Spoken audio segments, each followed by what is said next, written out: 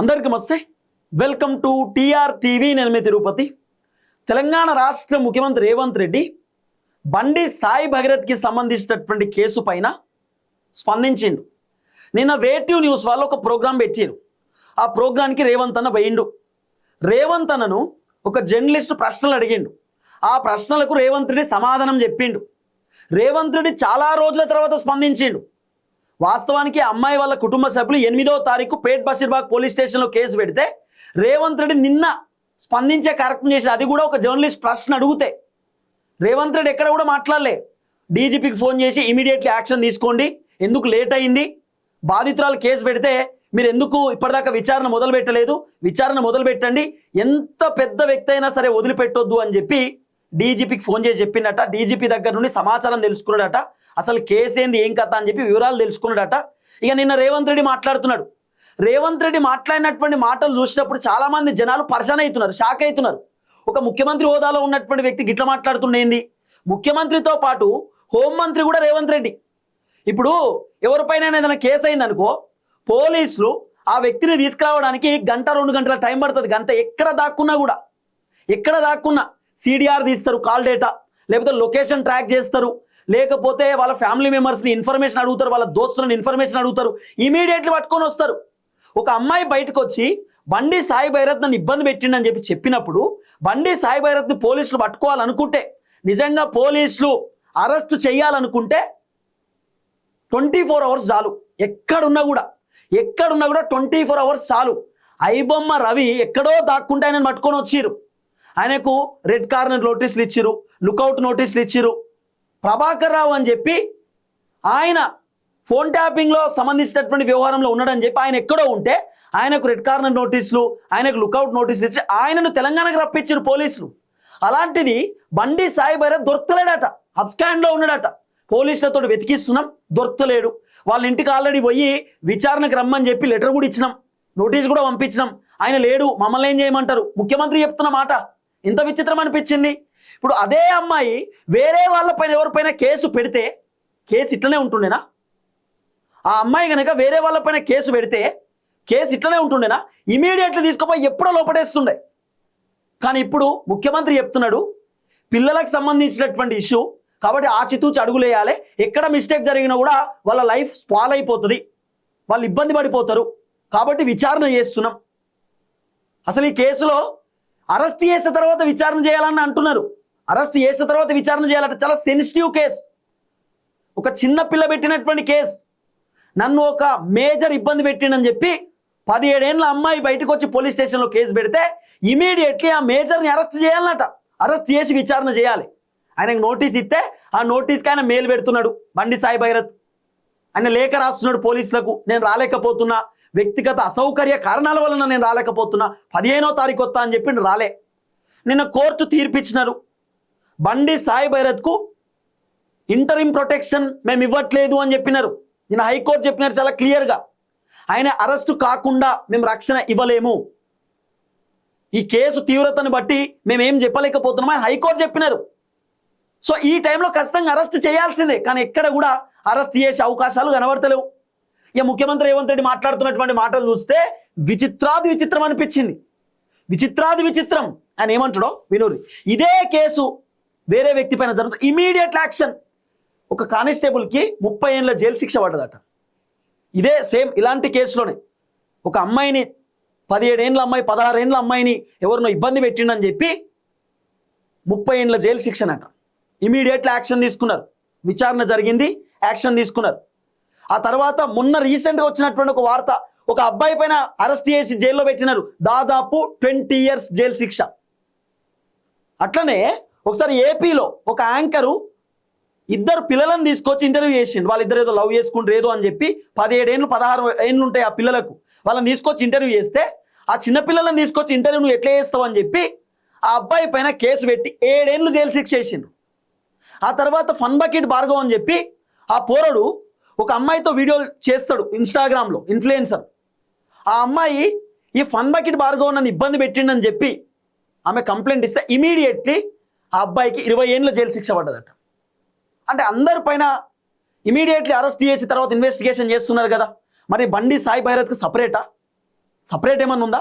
మళ్ళీ section alter చేసినారు. ఆ సెక్షన్లు కూడా దాదాపు 20 ఏళ్ళు జైలు శిక్ష పడేటటువంటి సెక్షన్లు ఉన్నాయి. మరి ఎందుకు అరెస్ట్ చేస్తలేరు? అరెస్ట్ చేయకపోవడానికి గల కారణం ఏంది? ముఖ్యమంత్రి ఎంత విచిత్రంగా మాట్లాడుతున్నాడు ఈ వీడియోలో అయితే చూడండి ఒకసారి. పర్టికులర్ గా మైనర్ గర్ల్ విషయంలో అమ్మాయి స్టేట్మెంట్ తీసుకోకుండా ముందుకు వెళ్ళడానికి లేదు. ఇమ్మీడియట్ గా అమ్మాయి స్టేట్మెంట్ తీసుకొని సెక్షన్స్ ఆల్టర్ చేసి ఇమ్మీడియట్ గా నోటీస్ ఇస్తే అతను అబ్స్కాండ్ లో ఉన్నాడు. విన్నారు కదా, ఆయన అబ్స్కాండ్ లో ఉన్నాడట. ఎవరు? బండి సాయి భగీరథ్. మేము అమ్మాయి స్టేట్మెంట్ రికార్డ్ చేసినాం, ఆ తర్వాత కేసు తీవ్రత కొంచెం ఎక్కువనే ఉందని చెప్పి భావించి మేము సెక్షన్లు కూడా ఆల్టర్ చేసినాం, ఆ తర్వాత నోటీసులు ఇచ్చినాం, వాళ్ళ ఇంటికి గోడకు స్టిక్కర్లు అతికిచ్చి వచ్చినాం, అంటే నోటీస్ అతికిచ్చి వచ్చినాం. ఆయన లేడు, బండి సాయి భగీరథ్ లేడు, మమ్మల్ని ఏం చేయమంటారు? ముఖ్యమంత్రి చెప్తున్న మాట. ముఖ్యమంత్రి రేవంత్ రెడ్డి తలుసుకుంటే 24 గంటలలో బండి సాయి భగీరథ్ ఎక్కడ దాక్కున్నా, ఏ బొక్కలో ఉన్నా కూడా పట్టుకొచ్చి విచారణ చేయవచ్చు, అరెస్ట్ చేయవచ్చు పోలీసులు. మరి ఎందుకు చేయలేకపోతుర్రు? ఎక్కడున్నో తెలియట్లేదని చెప్పడం ఏంది? బండి సాయి భగీరథ్ ఏమో నేను హైదరాబాద్లోనే ఉన్నా, నేను ఎక్కడికి పారిపోలేదు, నేను ఇక్కడే ఉన్నా అని చెప్పి ఆయన లేఖలు రాస్తాడు, హైకోర్టుకు చెప్తాడు. మరి ముఖ్యమంత్రి రేవంత్ రెడ్డి ఏమో ఢిల్లీకి ఒక టీంని పంపించినాం, హైదరాబాద్లో మేము మొత్తం సర్చింగ్ చేస్తున్నాం, దొరికితే అరెస్ట్ చేస్తాం, అబ్స్కాండింగ్లో ఉన్నాడు. మరి వేరే వ్యక్తులు అబ్స్కాండింగ్లో ఉంటే వాళ్ళని కూడా వదిలేస్తారా? దేవులాడి వెతికి వేటాడి వెంటాడి పట్టుకుంటారు కదా. మరి ఈయన ఎందుకు అట్లా పట్టుకుంటలేరు? సాయి భగీరథ్ని పట్టుకోకపోవడానికి గల కారణం ఏంది? ఇప్పుడు దాదాపు 8వ తారీఖు జరుగుతుంది, ఇప్పటిదాకా ఎక్కడ అరెస్ట్ చేయలే. అంటే కాపాడే ప్రయత్నం ఏమైనా చేస్తున్నారా? వారం రోజులు కాపాడిరు కదా. వీళ్ళ బాధ ఏంది?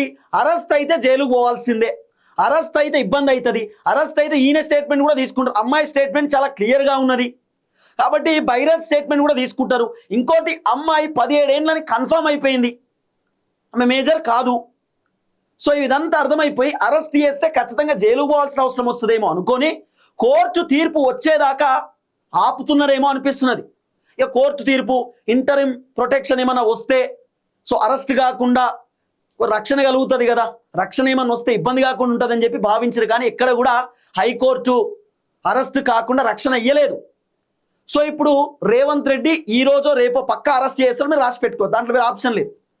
ఇప్పుడు రేవంత్ రెడ్డికి అర్థమైపోయింది, సో కేసు తీవ్రత బాగానే ఉన్నది, పెద్దగానే ఉన్నది, సో అరెస్ట్ చేయాల్సిందే, లేకపోతే ప్రభుత్వానికి మచ్చొస్తుంది అనేటటువంటి విషయం రేవంత్ రెడ్డికి అర్థమైపోయింది. ఇక రేవంత్ అన్న రంగంలోకి దిగుతాడు, మీరు చూడండి. ఇక నెక్స్ట్ ఏమంటున్నాడు?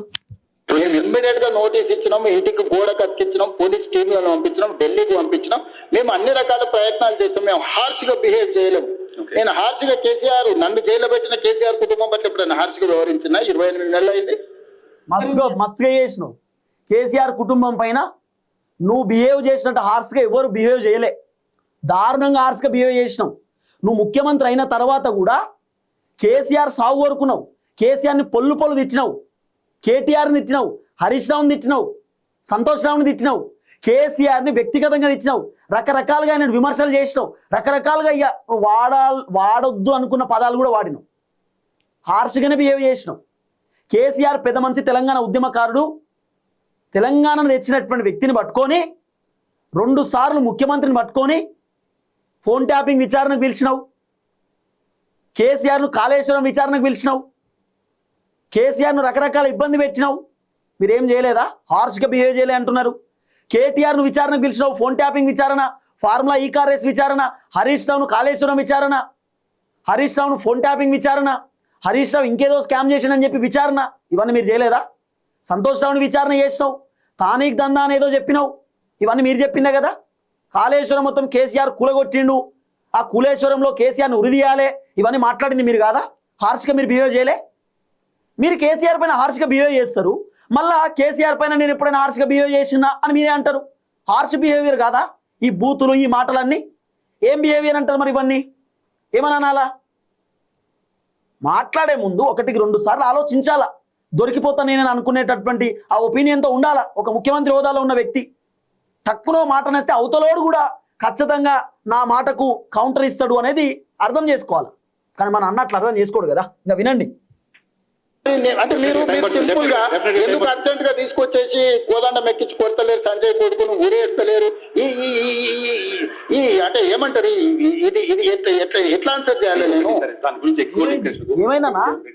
భారత హోంశాఖ మంత్రి కొడుకు కేసు అయిన తర్వాత పారిపోవడం ఏంటి? అది చాలా తప్పు. అది బండి సంజయ్ గారు నైతిక బాధ్యత తీసుకొని కొడుకుని వెంబడే విచారణ పంపించాలి. నేను కూడా సూచన చేస్తున్న ప్రజాప్రతినిధిగా ధైర్యంగా ఎదుర్కోవాలి. పారిపోతే పరిష్కారం కాదు కదా.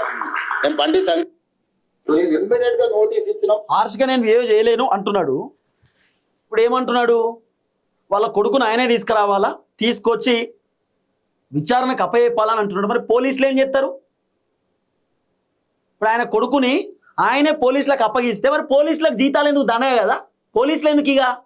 నీ సిట్టు విచారణ ఎందుకు ఇక? మరి పోలీసులు కదా పట్టుకోవాల్సింది. ఎక్కడున్నా కూడా బండి సాయిబారు అయితే వేటాడి పట్టుకోవాలి కదా. అప్స్కాండింగ్ లో ఉన్నాడు, దొరకలేడు అని చెప్పి ముఖ్యమంత్రి చెప్తున్నప్పుడు ఇంకేందన్నట్టు? ఇంకేం మాట్లాడాలి? అదే మాలాంటి వాళ్ళు ప్రభుత్వాన్ని ప్రశ్నిస్తే మాలాంటి వాళ్ళపైన కేసులు పెట్టి ఇమీడియట్లీ జైల్లో పెట్టడం. మరొక అమ్మాయి బయటకు వచ్చి బండి సాయి భగీరథ్ అనేటటువంటి వ్యక్తి నన్ను ఇబ్బంది పెట్టిండు, మద్యం దాపిచ్చిండు, బలవంతంగా నేను తాగుతున్నటువంటి కూల్ డ్రింక్లో ఆల్కహాల్ కలిపిండు, బలవంతంగా మద్యం దాపిచ్చి నా పైన అఘాత్యానికి పాల్పడ్డాడు. నేను నిస్సాయ స్థితిలో, నేను ఏమి చేయలేనటువంటి పరిస్థితులలో ఉన్నప్పుడు, అన్కాన్షియస్ స్టేజ్కి వెళ్ళిపోతున్నప్పుడు నా మెడ మీద ముద్దిచ్చిండు, ప్రైవేట్ పార్ట్స్ని టచ్ చేసి, ఇక నేను నా మాటలో చెప్పలేను, చాలా విధంగా నన్ను ఇబ్బంది పెట్టిండని చెప్పి ఆ అమ్మాయి చెప్పినటువంటి మాట. నిన్న కోర్టులో కూడా బాధితురాల తరపు న్యాయవాది చెప్పినాడు జరిగినటువంటి ఘటన. మరి ముఖ్యమంత్రి రేవంత్ రెడ్డి ఎందుకు స్పందిస్తలేడు? ఒక అమ్మాయికి ఇంత దారుణమైనటువంటి ఘటన జరిగితే ఒక ముఖ్యమంత్రి స్పందిస్తలేడు అంటే ఏమిటికి ముఖ్యమంత్రి? లీడర్ సినిమా గుర్తుకొస్తుంది. ఒక అమ్మాయికి న్యాయం చేయలేనటువంటి ముఖ్యమంత్రి ఉంటే ఎంత, లేకపోతే ఎంత? రాజీనామా చేయిరి, చేతగానప్పుడు ఎందుకు ముఖ్యమంత్రి పదవి? ఒక అమ్మాయి బయటకు వచ్చి పాపం బాధపడుతూ వాళ్ళ తల్లి ఒక లేఖ విడుదల చేసింది. వాళ్ళ అమ్మాయి బాధ మొత్తం చెప్పింది. మా అమ్మాయి కృంగిపోతుంది, బాధపడుతుంది, ఇబ్బంది పడుతుంది, కన్నీళ్ళు పెట్టుకుంటుంది, రోజు డిప్రెషన్కి పోతుంది. మా అమ్మాయికి గుర్తుకొచ్చిన ప్రతిసారి డిప్రెషన్కి పోయి కన్నీళ్ళు పెట్టుకుంటుందని చెప్పి వాళ్ళ తల్లి చెప్పింది. ముఖ్యమంత్రి రేవంత్ రెడ్డి లేఖ చదవలేదా? ఆ అమ్మాయికి సంబంధించినటువంటి వాళ్ళ తల్లి రాసిన లేఖ నువ్వు చదవలేదా? అబ్బాయి సింపుల్ అప్స్కాండింగ్లో ఉన్నాడు అని చెప్తున్నావు కదా. మా లాంటి వాళ్ళం చిన్న మాట మాట్లాడితే తీసుకుపోయి లోపడేస్తున్నావు కదా. మరి మొన్న ఎన్టీవీ చౌదరిని అరెస్ట్ చేసేటటువంటి ధైర్యం లేదు, ఇద్దరు జర్నలిస్ట్ని అరెస్ట్ చేశారు. ఏదో వార్తలు రాసిరని చెప్పి ఓనర్ని కదా అరెస్ట్ చేయాల్సింది. తన్వి యాదవ్, రేవతి అని చెప్పి వీళ్ళిద్దరిని ముఖ్యమంత్రి రేవంత్ రెడ్డి డైరెక్షన్లో ఇమీడియట్లీ అరెస్ట్ చేసి చెంచల్ కూడా జైల్లో పెట్టారు. వాళ్ళు చేసినటువంటి తప్పేం లేదు. వాళ్ళు ఒక పెద్ద ఆయన మాట్లాడినటువంటి మాటలను జనాలకు చూపించారు. కాకపోతే ఆ పెద్ద ఆయన హార్ష్గా మాట్లాడిండు, ఆయనకున్నటువంటి బాధ చెప్పుకున్నాడు, ముఖ్యమంత్రి పైన ఉన్నటువంటి కోపాన్ని ఆయన వెళ్ళగాకిండు. వీళ్ళు కొన్ని బీపులు పెట్టలేదు బూతులకు. సో పెద్ద ఆయనకు ఉన్నటువంటి బాధ అంతా మాట్లాడిండు, అది రికార్డ్ చేసి సోషల్ మీడియాలో వాళ్ళు పెట్టారు, ఇమీడియట్లీ తీసుకుపోయి లోపడేసారు. అంటే జర్నలిస్టులు వాళ్ళ పని వాళ్ళు చేస్తే కూడా తీసుకుపోయి లోపడేసిండు. ఇవాళ బండి సాయి భగీరథ్ ఒక అమ్మాయిని ఇబ్బంది పెట్టినంటే ముఖ్యమంత్రి రేవంత్ రెడ్డి అంటుండే ఆయన అప్స్టాండింగ్లో ఉన్నాడు, పట్టుకుంటాం దొరికితే వాళ్ళ నాయనే మాకు అప్పగించాలి. ముఖ్యమంత్రి రేవంత్ రెడ్డి చెప్తున్న మాట ఏందన్నట్టు? జర్నలిస్టులను అయితే తీసుకుపోయి లోపడేస్తాం, మాట్లాడితే కథం అరెస్టులు, కేసులు, జైళ్ళు. ఇదే కేసు వేరే వాళ్ళపైన అయితే ఇవాళ ఎట్లుంటుండే పరిస్థితి? ఇమీడియట్లీ తీసుకుపోయి లోపడేస్తుండే. ఇంకా ముఖ్యమంత్రి వస్తు మాట్లాడింది, అన్ని వినిపిస్తా, నేను చాలా క్లియర్గా మీకు వినిపిస్తా. మేము ఇమ్మీడియట్ గా నోటీస్ ఇచ్చినాం, ఇంటికి గోడ కతికించినాం, పోలీస్ టీంలను పంపించినాం, ఢిల్లీకి పంపించినాం. మేము అన్ని రకాల ప్రయత్నాలు చేస్తాం. మేము హార్ష్ గా బిహేవ్ చేయలేము. నేను హార్ష్ గా కేసీఆర్ నన్ను జైల్లో పెట్టిన కేసీఆర్ కుటుంబం పట్ల ఎప్పుడైనా హార్ష్ గా వ్యవహరించిన 28 నెలలు అయింది. మేము ఇమ్మీడియట్ గా నోటీస్ ఇచ్చి చట్ట ప్రకారం విచారణ చేసి ఇది పిల్లల భవిష్యత్తుకు సంబంధించింది. వైఎన్ఆర్ నేను క్లియర్ గా ఇంపార్టెంట్ ఇష్యూ సార్. ఇది పిల్లలకు భవిష్యత్తుకు సంబంధించింది. ఏ చిన్న మిస్టేక్ విచారణలో ప్రభుత్వం చేసినా ఆ పిల్లల జీవితాలు పూర్తిగా దెబ్బతింటాయి. అది అమ్మాయి కావచ్చు, అబ్బాయి కావచ్చు. ఇప్పుడు ఆ అమ్మాయికి సంబంధించి 2 డేట్ ఆఫ్ బర్త్లు, 2 సర్టిఫికెట్లు ఉన్నాయని వాళ్ళకు ఫిర్యాదు చేశారు. నేను అసర్టైన్ చేసుకోవాలి కదా ఇప్పుడు ఆ స్కూల్కి వెళ్ళాలన్నా, 10th క్లాస్ సర్టిఫికేట్ తీసుకోవాలన్నా, ఆ అమ్మాయి ఏ హాస్పిటల్లో జన్మించిందో హాస్పిటల్ నుంచి బర్త్ సర్టిఫికేట్ తీసుకోవాలన్నా, ఆ అమ్మాయికి సంబంధించిన ఆధార్ కార్డు తీసుకోవాలన్నా, ఈ 3 రకాల సర్టిఫికెట్లు సేకరించాలంటే పోలీసుల కనీసం 24 గంటలు పట్టదా? ఆ అమ్మాయి చదువుకున్న స్కూల్ ఎక్కడుందో ఫస్ట్ మేము కనుక్కోవాలన్నా, ఆ అమ్మాయి ఆధార్ కార్డు ఎక్కడుందో తీసుకోవాలన్నా, ఆ అమ్మాయి ఏ తీసుకురు ఆల్రెడీ. ఈ డైలాగులని బంద్ చేయి అన్న ఈ డైలాగులని బంద్ చేయి. క్లియర్గా జనాలకు అర్థమవుతున్నది మీరు ఎవరిని కాపాడాలనుకుంటున్నారనే విషయం పబ్లిక్ కూడా అర్థమవుతున్నది. కానీ ఇవి బంద్ చేయండి. పోలీసులు ఆ అమ్మాయి చదువుకున్నటువంటి స్కూల్కు పోయినారు, స్టడీ సర్టిఫికేట్ తీసుకున్నారు. ఆ అమ్మాయి ఎక్కడ పుట్టిందో హాస్పిటల్కి పోయినారు, హాస్పిటల్కి సంబంధించిన బర్త్ సర్టిఫికేట్ తీసుకున్నారు. ఆ తర్వాత అమ్మాయి pan card Aadhaar card verify చేసినారు. సో అమ్మాయికి సంబంధించిన డీటెయిల్స్ తీసుకుంటే అమ్మాయి డేట్ ఆఫ్ బర్త్ 12/8/2008 అని చెప్పి చాలా క్లియర్గా అర్థమైపోయింది. ఆ అమ్మాయి 2008 అయితే ఈ 2026కి 18 ఇయర్స్ అవుతాయి. కానీ ఆగస్ట్ వస్తే 18. ఈ ఘటన ఎప్పుడు జరిగింది? బండి సాయి భైరత్ అమ్మాయి పైన ఎప్పుడు ఇబ్బంది పెట్టిండు అంటే 2025 డిసెంబర్ 31కి, అంటే పోయిన ఇయర్కి ఆ అమ్మాయి ఏజ్ 17 ఏండ్ల 3 నెలలు, 17 years 3 months. అంటే అమ్మాయి ఇంకా చిన్నపిల్ల, ఇంకా మేజర్ కాలేదు. సో ఇప్పుడు క్లియర్గా అర్థమైపోయింది కదా. నిన్న కోర్టు దృష్టికి తీసుకెళ్ళినారు. సో జడ్జి గారు కూడా చాలా క్లియర్గా యాక్సెప్ట్ చేసినారు. సో ఇంకేం కావాలా? అన్ని వెరిఫికేషన్ జరిగినాయి. ఆ అమ్మాయి 18 ఏండ్లు కాదని చెప్పి అర్థమైపోయింది. ఆ అమ్మాయి స్టిల్ ఇంకా 17 ఏండ్లే ఉంది. ఆమె ఇంకా మేజర్ కావాలంటే 3-4 నెలల టైం పడుతుంది. ఆగస్ట్ వస్తే మేజర్ అవుతుందని చాలా క్లియర్గా అర్థమైపోయింది. సో ఇప్పుడు తీసుకోండి యాక్షన్. ఇప్పుడు యాక్షన్ తీసుకోండి. ఈరోజు బండి సాయి భగీరథ్ ఎక్కడున్నాడో ఇమీడియట్లీ వెతకండి, వెతికి తీసుకొని రండి, విచారణకు హాజరుగమ్మని చెప్పండి, నోటీస్ ఇవ్వండి, ఇన్వెస్టిగేషన్కి రమ్మని చెప్పండి. నేను బండి సాయి భైరత్ వల్ల నాన్న పేరు ఎక్కడ తీయట్లేదు, ఎందుకంటే కోర్టు తీర్పిచ్చినారు ఎక్కడ కూడా ఆయన పేరు తీయకూడదు, ఈ కేసులో ఆయన పేరు ఫోటో ఎక్కడ వాడకూడదు అని చెప్పారు కాబట్టి మనం ఎక్కడ తీయట్లేదు. సో వాట్ ఐఎమ్ సేయింగ్ అంటే బండి సాయి భైరత్ ఎక్కడున్నాడో ఇమీడియట్లీ వెతకండి అంటున్నాం. వెతకండి, తీసుకురండి, అరెస్ట్ చేయండి. ఆ అమ్మాయి స్టేట్మెంట్ చాలా క్లియర్గా ఉన్నది. నిన్న కోర్టులో ఏం జరిగిందో ముఖ్యమంత్రికి తెలుసు. ఆ అమ్మాయి ఏజ్ కూడా ఆల్రెడీ ఫైనలైజ్ అయింది. సో మీరు ఆలోచించాలి పెద్ద మనసుతో ముఖ్యమంత్రి గారు. ఏ హాస్పిటల్లో జన్మించిన వివరాలు సేకరించాలన్నా ఇవన్నీ తీసుకోకుండా నేను ఎట్లా ఒకవేళ కేసు కట్టింది అనుకో, రేపు ఒకవేళ ఇప్పుడు వాళ్ళు చెప్తున్నాడు వాళ్ళ దగ్గర ఏదైనా ఆధారం ఉందనుకో అమ్మాయి మేజర్ అని, నువ్వేమంటావు? బండి సంజయ్ మీద పడక వాళ్ళ పిల్లగాని మీద రేవంత్ రెడ్డి రాజకీయాన్ని ఎదుర్కోలేక పిల్లగాన్ని అడ్డం పెట్టుకొని రాజకీయాలు చేస్తుండు.